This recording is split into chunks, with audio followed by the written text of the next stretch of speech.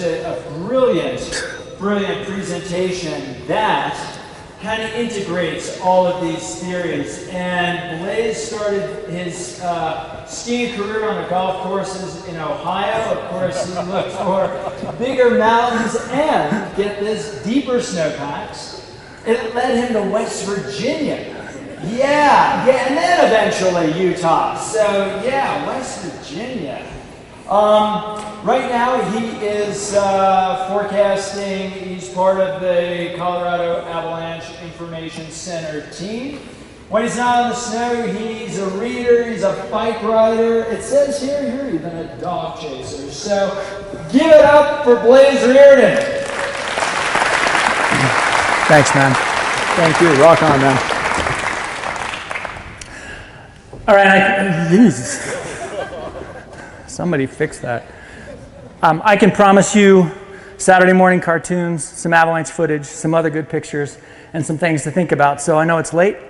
The beer is close, but please stay involved. I want to start with an incident that happened on a run called Mr. Magoo's in the side country outside Snowmass ski area about 2 winters ago. It was a considerable hazard day, and that's a picture. I'm sorry, it's not great. It was a cell phone picture.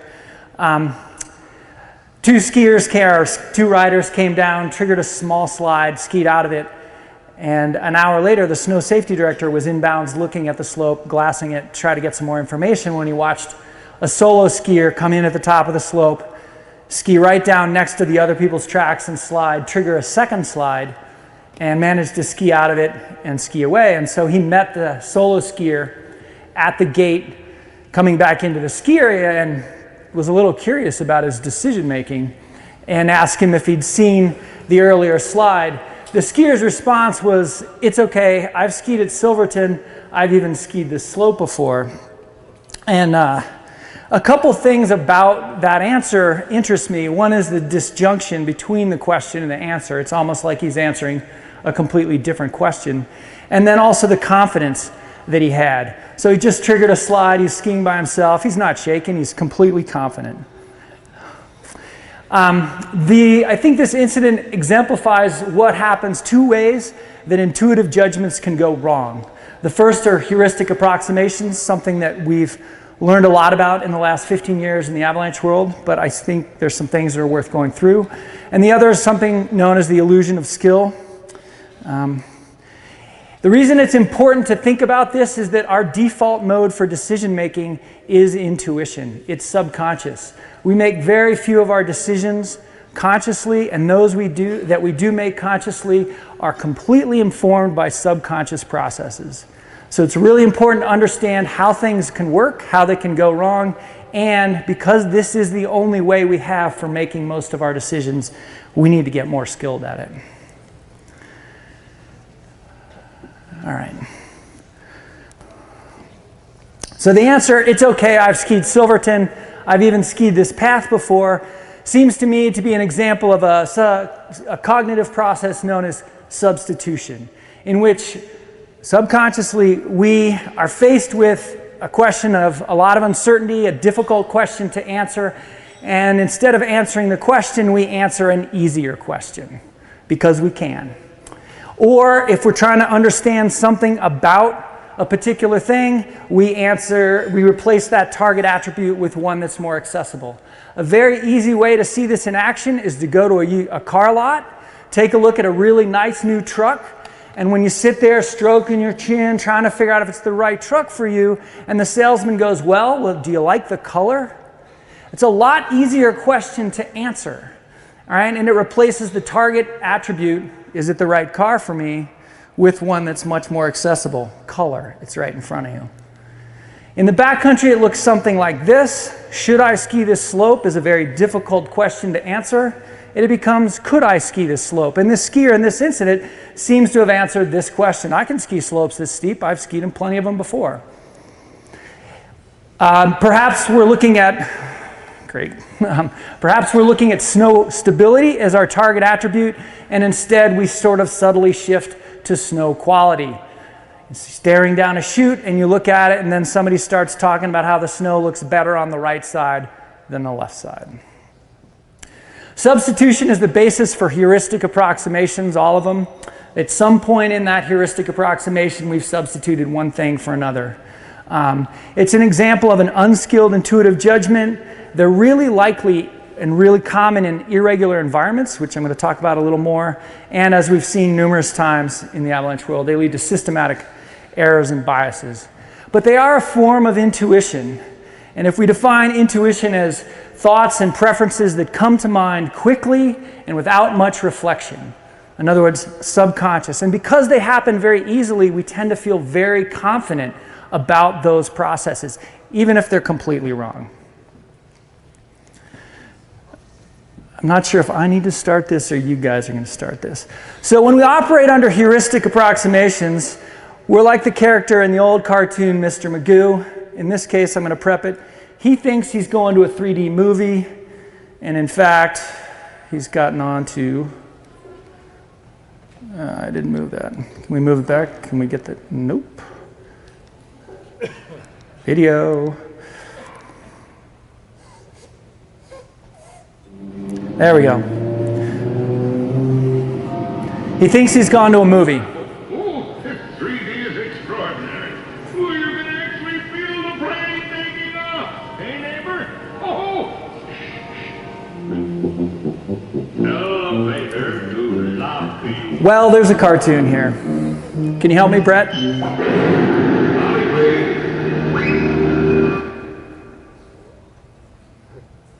There we go. I think you got to leave the cursor in the bar or something. Put the cursor in the bar. Wow! The plane taking off. Hey, neighbor? Oh! Well, moving on.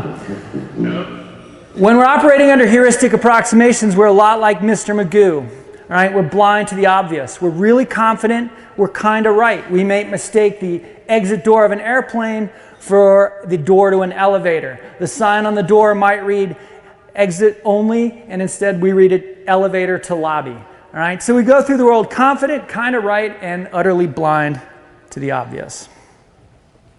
And there we go.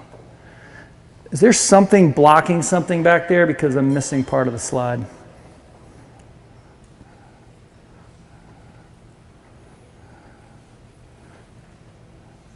There we go.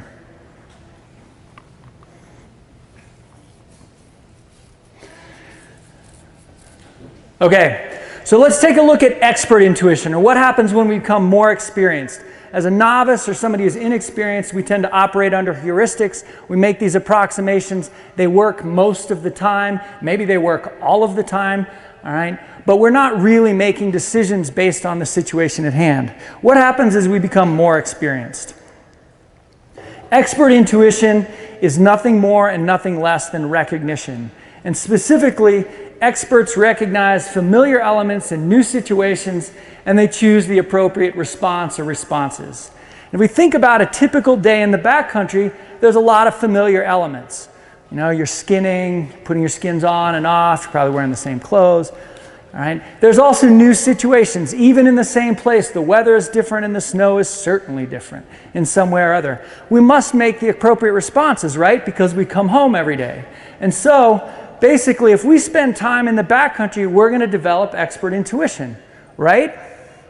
The problem, however, and I have another video coming up, the problem, however, is that expert intuition only develops in very specific circumstances. We need very clear, consistent feedback about our choices and the effects of those choices, and we need regular and relevant practice. Yes, we got the video. That's running.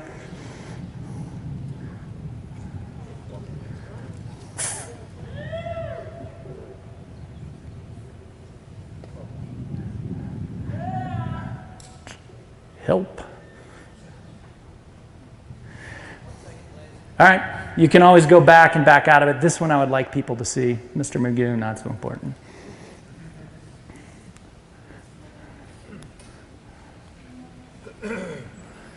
So if we think about learning to drive a car, if you're driving a car, learning to drive a car, and you come into a corner or a curve too fast, you're going to get very immediate feedback that you're going too fast. All right, we have a skier on this run, very steep. He's very happy. 10 minutes later,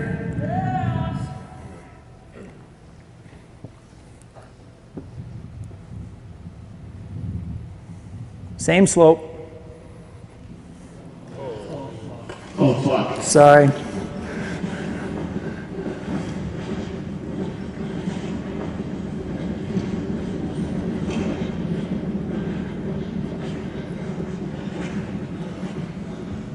Oh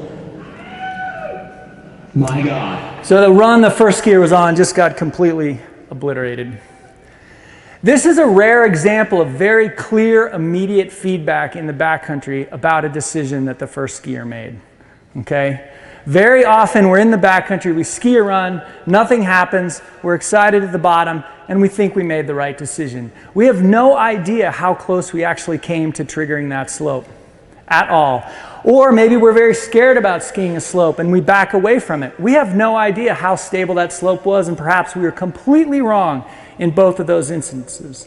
We might have skied a run and been 1% away from triggering the slope, like this skier apparently was, and we never find that out. So it's very difficult to develop expert intuition in the backcountry because we don't get the kind of clear feedback we get when we're, say, learning to drive a car. And you got me back up there.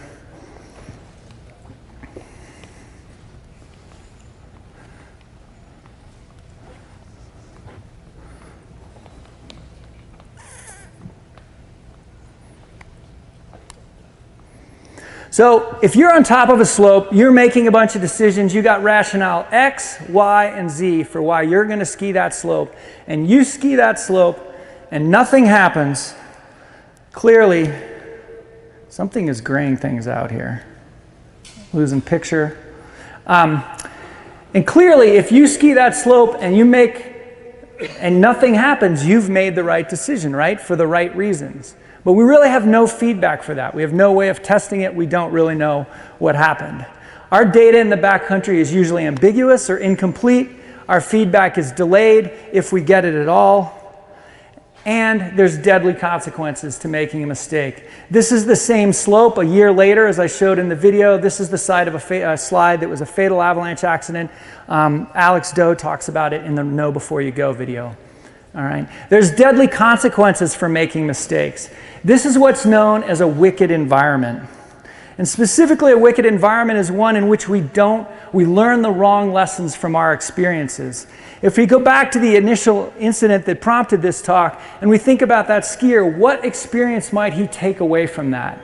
That he skied a slope that's steeper than 35 degrees on a considerable hazard day with a fresh avalanche on it. He triggered a small slide and he was completely fine. And when I, as a forecaster, write, it's considerable, don't go out there, be very careful, look for signs of obvious instability, goes completely over that person's head. Because their experience is that they're completely fine. He can go back to a similar situation, a considerable hazard day, steep slope, fresh avalanches, and he's going to think, worked last time, why won't it work this time? And so the problem in the backcountry is that the environment, unlike my computer program today, rewards luck. All right? And so we get lucky a lot and we don't know it. The environment rewards luck. We're ignorant of our close calls. And one more. Two more. Up, up, up, up, up. I got it now. There we go. We're ignorant of our close calls and we become overconfident in our skills and our knowledge. And we repeat flawed decisions and flawed practices over and over and over, and we think we're doing the right thing. Because we don't get the feedback, the punishment that says, no, our rationale is completely off base. So again, we become like Magoo. The experienced skier's problem is that they're blind to their own blindnesses. We'll see if we can get one video to go here. Yes. I'm turning back, Jim. There's something wrong with the controls.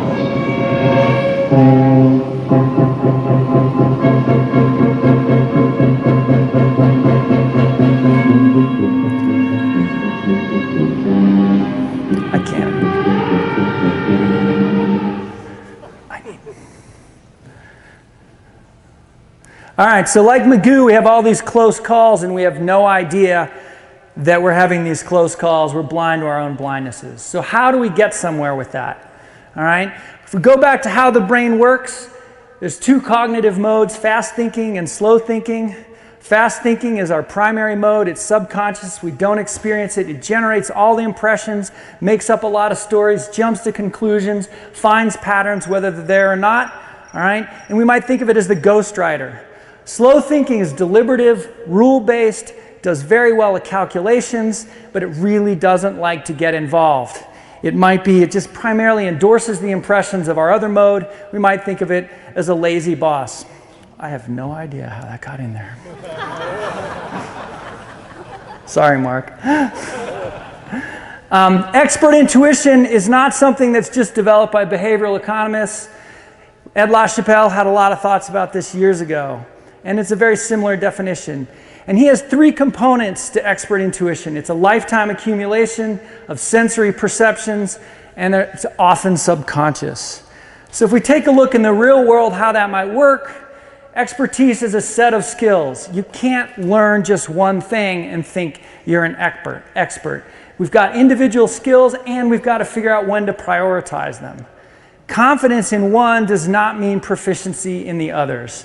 All right, I may be a really good rider or skier, but that does not mean my route finding or decision making skills are anywhere close to on par as my writing skills, or vice versa.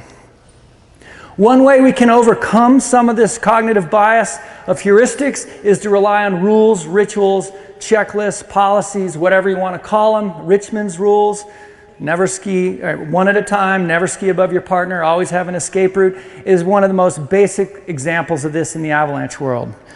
Those kind of things go right to our slow thinking. They engage that lazy boss and make him do some work.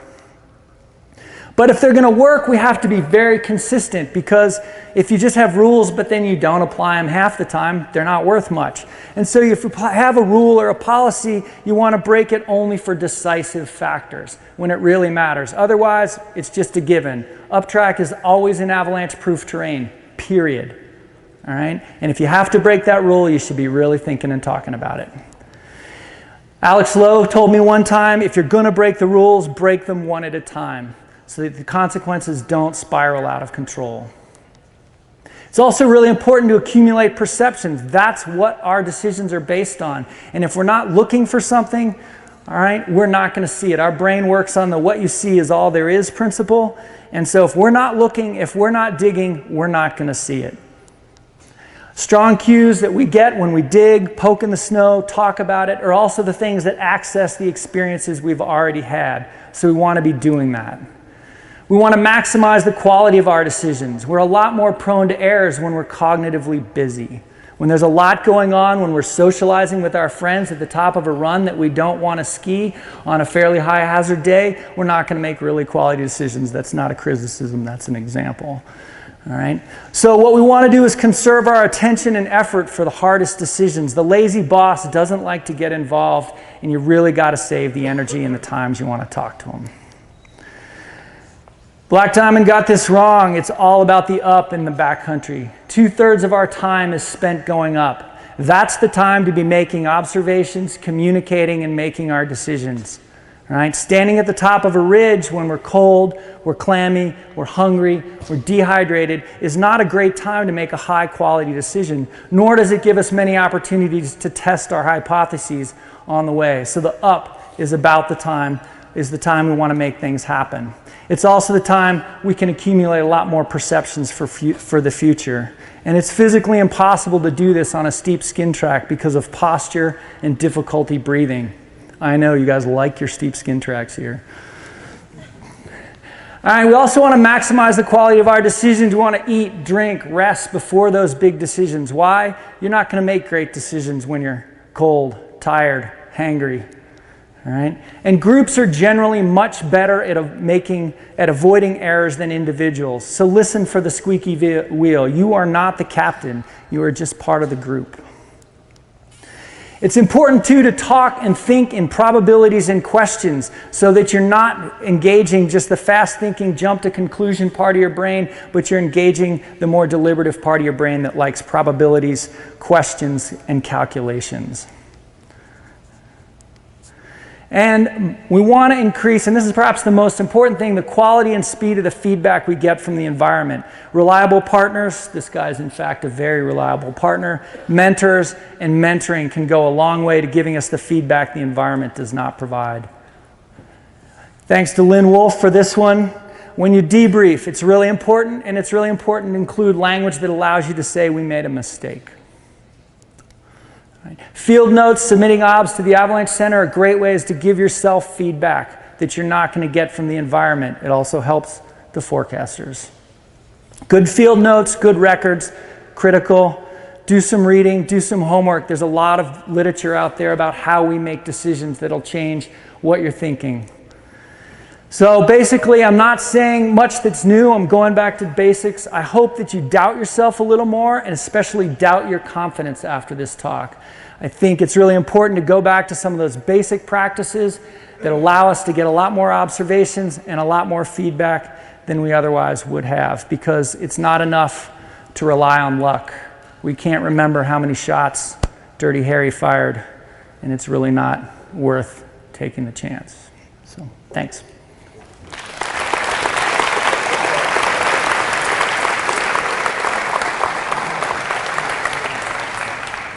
Any questions for Blase? Right up front here.